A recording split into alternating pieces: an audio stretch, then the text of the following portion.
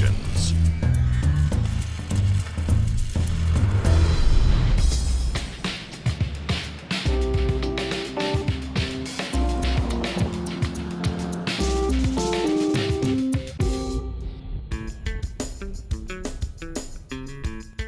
Typically, we get video submissions for the show. This one came in, written out. I don't care how a submission comes into the custom shop. This story has to see Senior's desk immediately. Hey, Lou, look what we just got in. Another great submission. Wow, Colt 1908, huh? You know, this was a written submission, okay? You know, which we don't take lightly. You know, I mean, we do get them, but I was definitely interested in the backstory on this 1908. We've done hundreds of these. What makes this one so special? Well, I know we've seen hundreds, but this one has U.S. property on the side. It was a government-issued 1911 for an officer. And this one was specific to an OSS member in World War II. Wow, is that the guy that owned it? Yeah, looking pretty dapper, doesn't he? Pretty good-looking dude, huh? Look at those shoes. I know.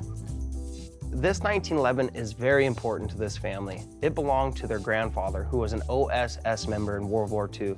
Very important to the family to bring it back to factory new in memory of their grandfather. So what are we doing to this, man? Full restoration. He wants to bring it back to life. What do you think? Well, I think there's a lot of rust on it. You know, but I do like that U.S. property marks on the side of the frame. That's pretty cool.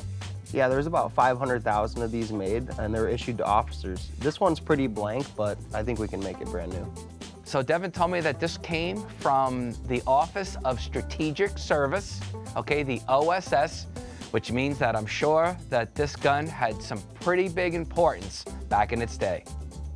You know, I am really, really excited about doing this submission, you know, especially since it's a World War II gun. I mean, could you imagine if this gun could talk?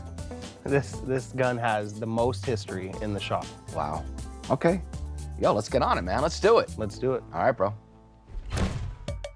Despite the title Hammerless, the Pocket 1908 actually has a hammer. It's inside of a shroud that keeps the gun from snagging when pulled out in a concealed manner.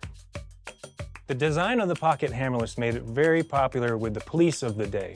They could conceal, they could quick draw, but it also made it very popular with the criminals of the day. Al Capone wore one under his suit coat pocket. Bonnie wore one when she busted out Clyde. And John Dillinger was carrying a 1908 when he was gunned down by the FBI in front of the Biograph Theater in Chicago. Hey, Dad, just got the Pocket Hammerless back from Derek. Oh, nice. It's very, very important that when we're looking at that gun and we're assessing it mechanically and physically, that we make the right choice of whether or not we restore the gun. You know something? Let's check this gun mechanically. Springs feel good, you know? You know, the mechanics of the gun were perfect, so this way here, we just knew that we'd have to do an incredible amount of cosmetic restoration to it. What do you think of the markings? They don't look too bad as it sits. They look pretty good, right? Yeah. You know, once we get all this patina off of here, though, Yeah. then we'll really have to see, you know? Yeah.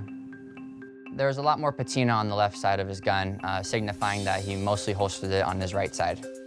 You know, this gun's got a lot of history behind it. You know, this was an officer's gun in World War II. Oh, wow. You know, pretty crazy, huh? That is very...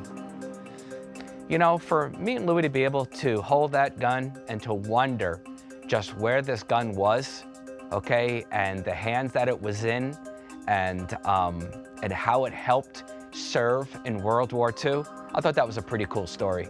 So when this thing is all done, this thing is gonna be beautiful, date era blued.